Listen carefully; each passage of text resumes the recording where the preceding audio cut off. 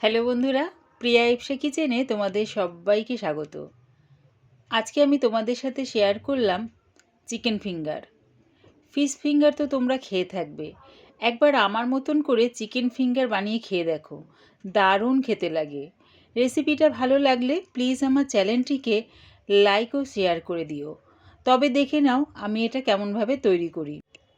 Chicken finger করার জন্যে boneless chicken নিয়েছি 500 গ্রাম, আর স্লাইস ব্রেড নিয়েছি 5টা।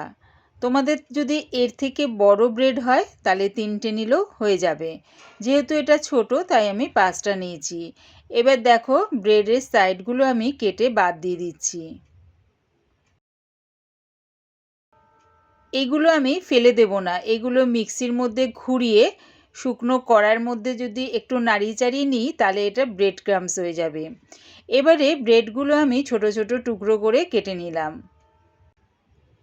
মিক্সির জারের মধ্যে চিকেনগুলো দিয়ে দিলাম। দিচ্ছি এর মধ্যে 13-14টা রসুনের কোয়া, দিলাম আদার টুকরো 3-4টে, একটা বড় সাইজের পেঁয়াজ টুকরো করে কেটে দিয়ে দিলাম।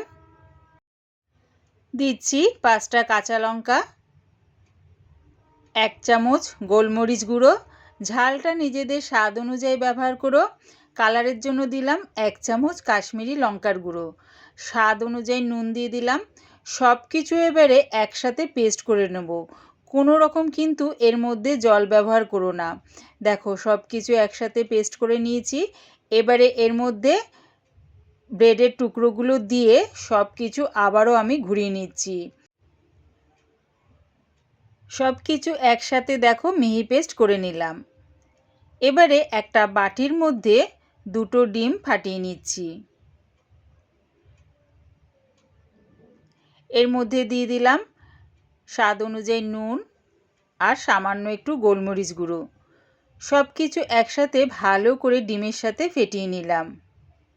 এই ডিম ফেটানোটা একটা প্লেটের মধ্যে ঢেলে নিচ্ছি। হাতের মধ্যে 1 ফোঁটা রিফাইন তেল নিয়ে 2 হাতে ভালো করে বুলিয়ে নিলাম। তারপর চিকেনের মিশ্রণটা নিয়ে 2 হাত দিয়ে প্রথমে গোল করে নিলাম। তারপরে দেখো এরকম লম্বা করে একটা শেপ দিয়ে নিলাম, মানে ফিঙ্গার শেপ দিয়ে নিলাম। ঠিক এরম করে ফিঙ্গার শেপ দিয়ে নিলাম। এবারে ব্রেড ক্রাম্বসের মধ্যে কোট করে নিলাম।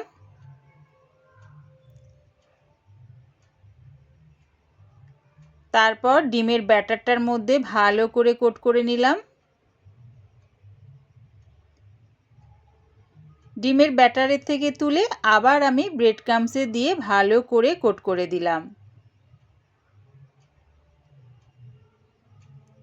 তোমরা চাইলে আরেকবার করে নিতে পারো, মানে আবার আরেকবার ডিমের মধ্যে দিয়ে তারপর ব্রেড ক্রাম্বসে ঘুরিয়ে নিতে পারো, মানে দুবার কোট করতে পারো। আমি একবারই কোট করে নিলাম। দেখো ঠিক এরমভাবে চিকেন ফিঙ্গারগুলো রেডি করে নেব। আবার ওই একইভাবে চিকেনের মিশ্রণটা নিয়ে একটা ফিঙ্গার শেপ দিয়ে নেব।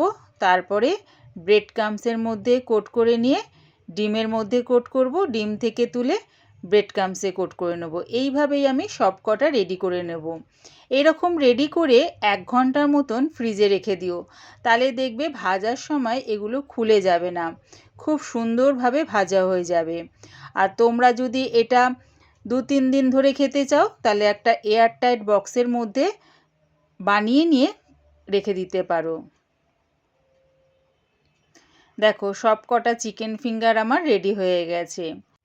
গ্যাসটাকে হাই ফ্লেমে রেখে একটা কড়া বসিয়ে দিয়েছি, তার মধ্যে দিয়ে দিলাম বেশ খানিকটা রিফাইন তেল।